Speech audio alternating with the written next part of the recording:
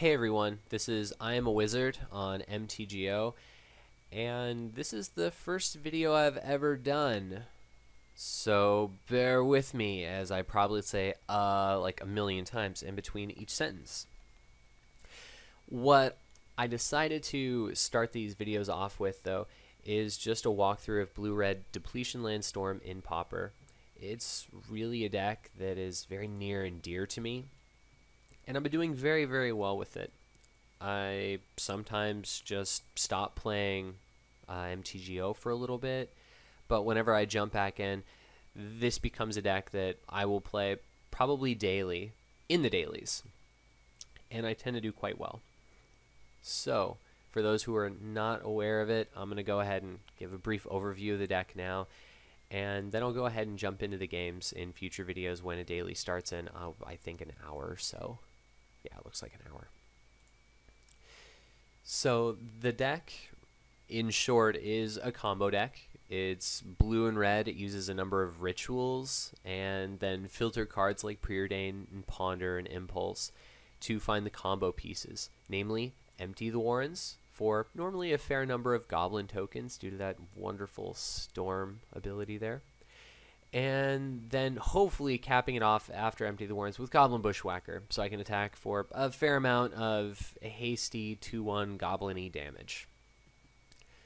Briefly just going over some of the rituals. Seething Songs is essentially plus 2 mana the turn I'm going off. Pyretic Rituals plus 1 mana. Desperate Ritual, normally just plus 1 mana. Sometimes the Splice onto Arcane gets used, but that's rather rare. And Rite of Flame, normally just plus 1 mana. Occasionally, it is awesome where I get multiple Rite of Flames, but that's not all that common. We have some free cantrips as well in Gitaxian Probe, which is really helpful in games 2 and 3 when I'm trying to play around hate. And Manamorphose, which not only is kind of like a free cantrip, but it's also one where it helps me fix my mana.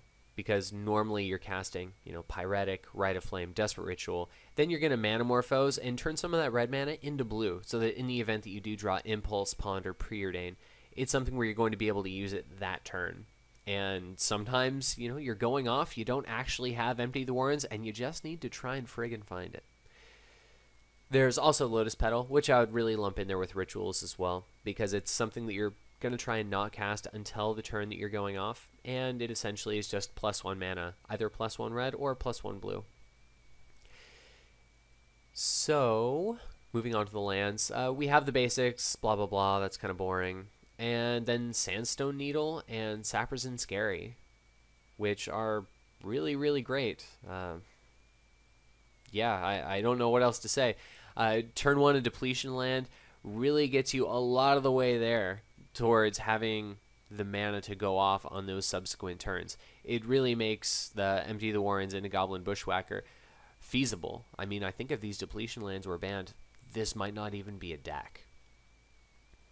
So there's the main deck. Going ahead and moving along to the sideboard here, just to explain some of these card choices. Curfew, that's just my nod to Poison, because that's really the only deck in the format that could potentially race me in Game 2. Because sometimes they just have the nut draw, and Curfew is the only way I'm going to make sure that I don't lose that game. Other than that, the rest of the sideboard is just reactive to my opponent's sideboard choices. Dispel, just regular 1-mana counterspell. Most of the answers to Empty the Warrens are instants, just to, I guess, name one in each color. We have Seismic Shudder, Sandstorm, Echoing Decay, Echoing Truth, and we have one more in here that I'm missing. Echoing Decay, Echoing Truth, Sandstorm, Seismic Shudder. Oh, why is this so hard for me? I'm like just totally blanking. Oh, yeah, the white one, Holy Light, or Prismatic Strands is another one that sometimes sees a little bit of play. But yeah, that's normally what I could bring Dispel in for, potentially. Goblin Sledder deals with a lot of the targeted mass removal. What I mean by that is, Echoing Decay, Echoing Truth, and it also helps me get around Sandstorm as well. where normally they'd be able to Sandstorm and kill my whole team. With Goblin Sledder, I get to just turn them into 3/2 attackers as opposed to 2/1 attackers. We have Lightning Bolt. I really only bring that in against Affinity because they're running Krark Clan Shaman. Potentially it could come in against Martyr of Ashes or Fester Creep, but that doesn't come up as often. Sometimes it does, but again, it's very, very rare. Pyroblast, just another 1-mana counterspell. Sometimes I want to be able to bring in Pyroblasts over Dispels when it's, let's say, a mono blue opponent potentially, just because Pyroblast is just easier for me to cast generally. I do have more sources of red in the deck, and the turn that I'm going off and I'm casting all these rituals, it's a lot easier for me to sacrifice a red mana than to try and come up with a blue mana for Dispel. Also, one other thing that's worthwhile to note, which I think has only come up once for me in playing this deck for like 2 months, is that with Pyroblast, I could potentially go ahead and target one of my red rituals that's an instant, and have the Pyroblast do absolutely nothing other than just give me +1 to my storm count. Only done it once. I mean, you can do it. It just doesn't come up that often. It's just kind of a really interesting niche play. So yeah, I think I've covered most of the sideboard. Though one last little bit is these 3 Giga Drows. And Giga Drows is something that I haven't seen widely adopted by a lot of people playing Blue-Red Storm.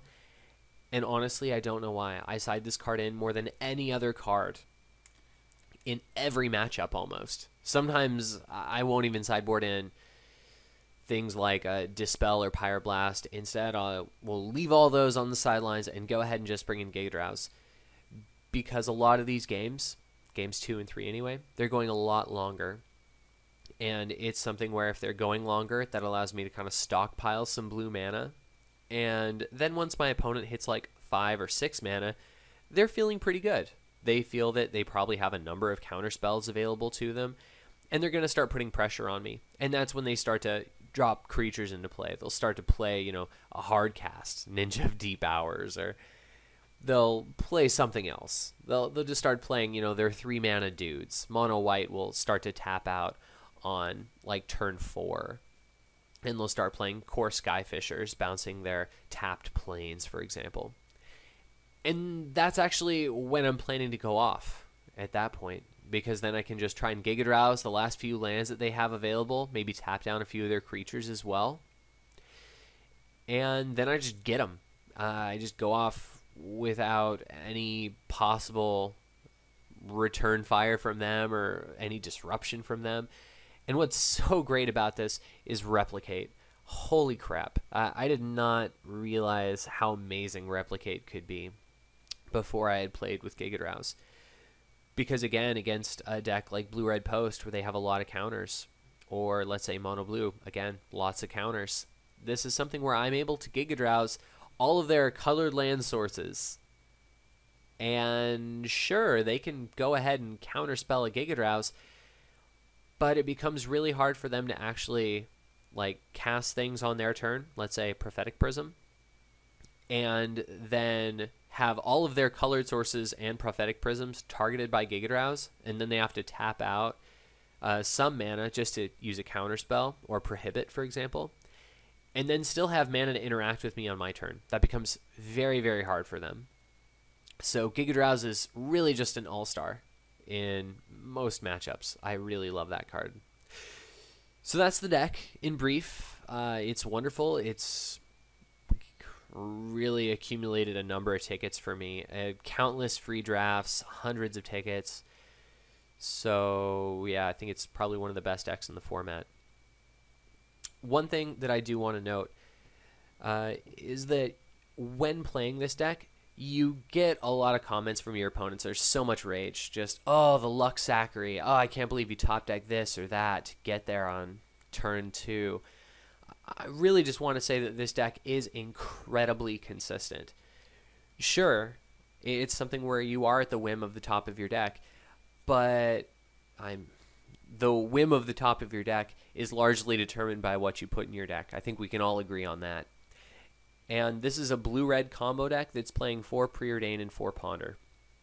The last blue-red combo deck in recent memory that was playing Preordains and Ponders, I believe, was Pyromancer Ascension and Deceiver Exarch in Modern? Yeah, it was Modern.